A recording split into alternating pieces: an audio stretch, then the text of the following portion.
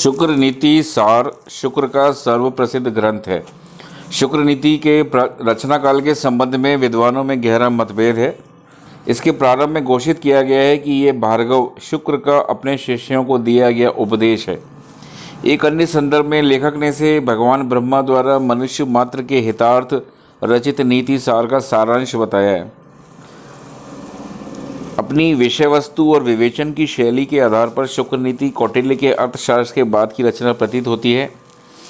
राजेंद्र लाल मित्र और डॉक्टर घोषाल इसकी रचना 12वीं और 16वीं शताब्दियों के मध्य मानते हैं।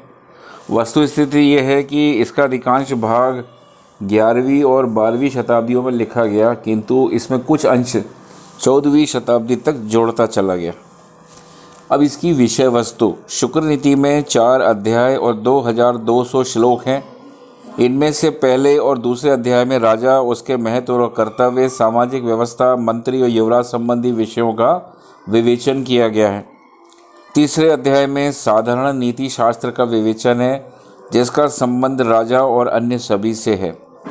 चौथे अध्याय में, जो सबसे अधिक लंबा है और जिसे मिश्र अथवा विविध विषय प्रकरण नाम दिया गया है, मित्रों, उदासीनों, शत्रुओं, आय स्रोत, राज्य क्षेत्र, विज्ञान व कलाएं, मनुष्यों के कर्तव्य, वृक्ष लगाना, कुएं खुदवाना, न्याय व्यवस्था, सेना आदि अनेक विषयों का विवेचन है।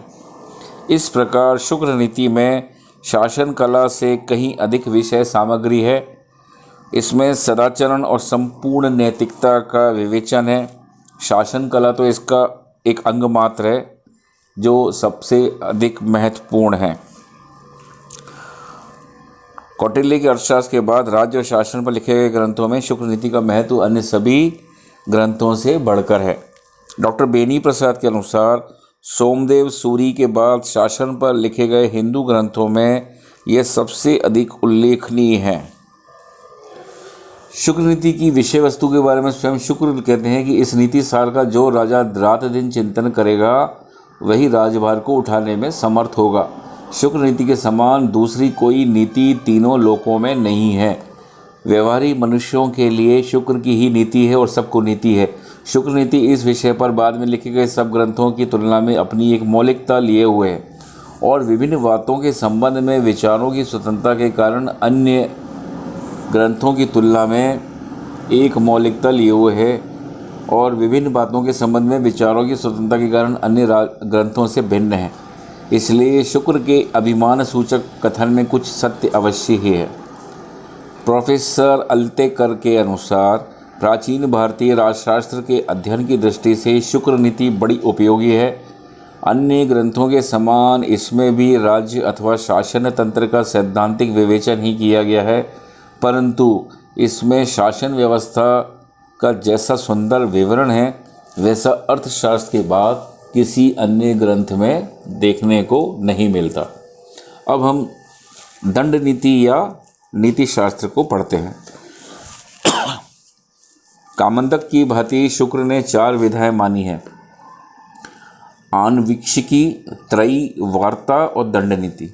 ये चारों विधाएं मनुष्यों के योगक्षेम के लिए आवश्यक हैं। इसलिए राजा को इन चारों ही विधाओं का सदा अभ्यास करना चाहिए। आन्वीक्षिकी में न्यायशास्त्र और वेदांत आदि हैं। त्रयी में धर्म, अधर्म, कामना और मोक्ष है। अर्थ और अनर्थ वार्ता में है और न्याय व अन्याय दंड नीति में आते हैं। दुष्टों के दमन को दंड कहते हैं। इसी कारण राजा दंड रूप में है और राजा की नीति दंड नीति है। शुक्र नीति के अनुसार ज्ञान की अन्य शाखाएं जीवन के किसी विशेष क्षेत्र से संबंधित है, इसलिए उसकी उपयोगिता एवं महत्व सीमित है। इसके विपरीत दंड नीति या नीति शास्त्र ज्ञान की वह शाखा है जो स्वयं में पूर्ण और स्वायत्त है। दंड नीति की पूर्णता इस तथ्य से स्पष्ट है कि सभी लोगों के उत्थान और सामाजिक व्यवस्था को सुरक्षित रखने के लिए उपाय दंड नीति या नीति शास्त्र की परिधि में ही आते हैं। शुक्र नीति के अनुसार ज्ञान की अन्य शाखाएं राजनीतिक ज्ञान के अधीन हैं।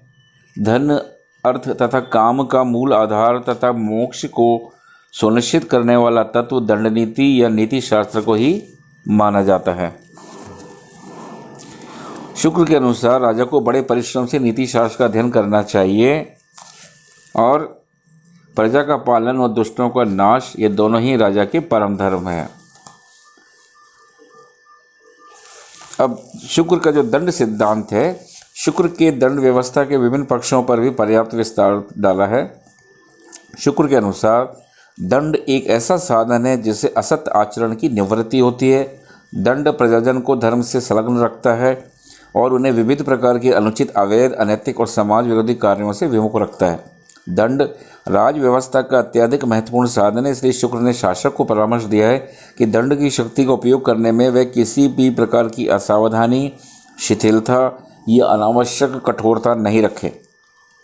शुक्र ने दंड और दंड व्यवस्था के प्रसंग में मुख्य बातें बताई हैं। नंबर 1, दंड देने के प्रसंग में प्रत्येक परिस्थिति में निष्पक्षता का पालन किया जाना चाहिए।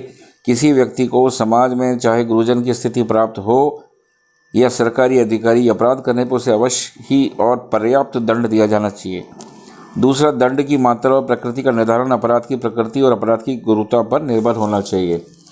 तीसरा, न्यायिक अधिकारी द्वारा दंडित किए जाने के प्रसंग में अपनी व्यक्तिगत इच्छा, मनोवृत्ति, भावना और दुर्भावना से कार्य नहीं किया जाना चाहिए।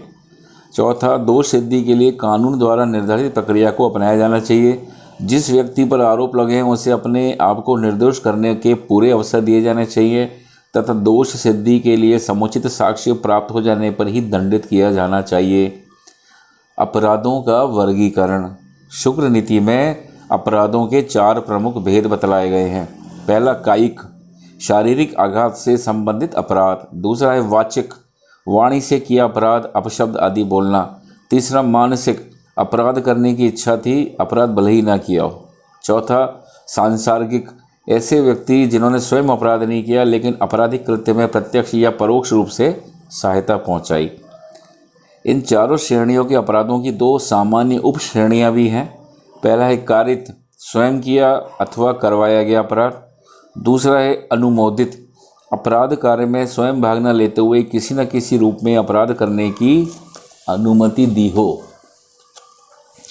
अपराधों की आवृत्ति के आधार पर 4 श्रेणियां हैं। पहली बार अपराध करने वाला व्यक्ति सुकृत कृत्य, बार बार अपराध करने वाला व्यक्ति असुकृत कृत्य, निरंतर अपराध करने वाला व्यक्ति अभ्यस्तकृत तथा स्वभाव से ही अपराधी स्वभावकृत।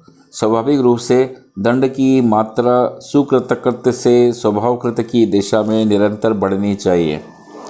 शुक्र ने अपेक्षा की है कि अपराधी के लिए दंड की प्रकृति और मात्रा का निर्धारण करते समय अपराधी के वर्गीकरण के सभी बिंदुओं पर समुचित ध्यान दिया जाना चाहिए। शुक्र नीति में अपराधों की जो विभिन्न श्रेणियां बतलाई गई हैं वे अपराधों के संबंध में शुक्र के व्यापक अध्ययन की परिचायक हैं।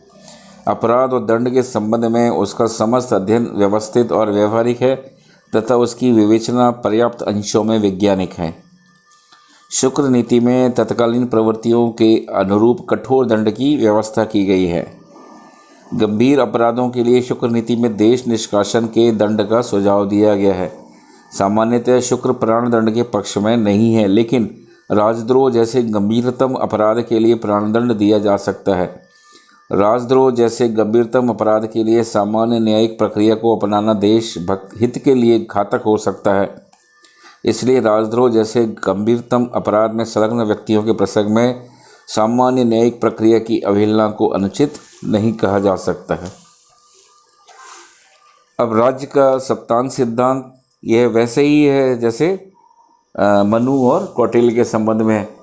शुक्र के अनुसार राज्य के 7 अंग हैं: राजा, मंत्री, मित्र, कोष, राष्ट्र, दुर्ग और सेना।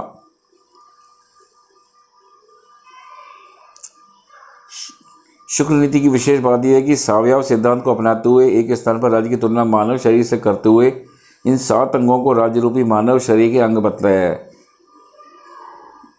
जैसे राजा मस्तक है, मंत्री आंखें, मित्र कान, कोष मुख, सेना मन, दुर्ग दोनों हाथ और राष्ट्र रूपी शरीर के पैर हैं।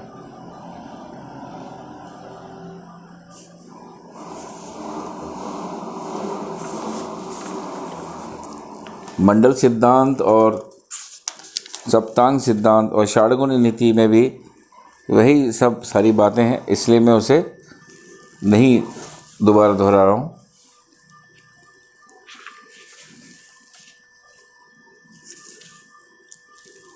मंडल सिद्धांत के अनुसार ठीक वैसे ही है, संधि, विग्रह, यान, आसन, आश्रय, अद्वैधी भाव। और उपाय में वही है, साम, दान, भेद, दंड। तो इसलिए सैन्य बल या जो भी है उसमें इम्पोर्टेंट नहीं है। हम शुक्र के संबंध में जो है अब पढ़ना शुरू करेंगे मंत्री परिषद की रचना। तो मंत्री और मंत्री परिषद जो है वो कैसी होती है, राजा जो है उसके कार्य जो है वो वैसे ही कार्य हैं जो उनके समय के हैं। तो हम इस पार्ट में, जो दूसरा पार्ट है, इसमें हम मंत्री और मंत्री परिषद की रचना, उसकी योग्यता, कर्तव्य और दायित्व को पढ़ेंगे।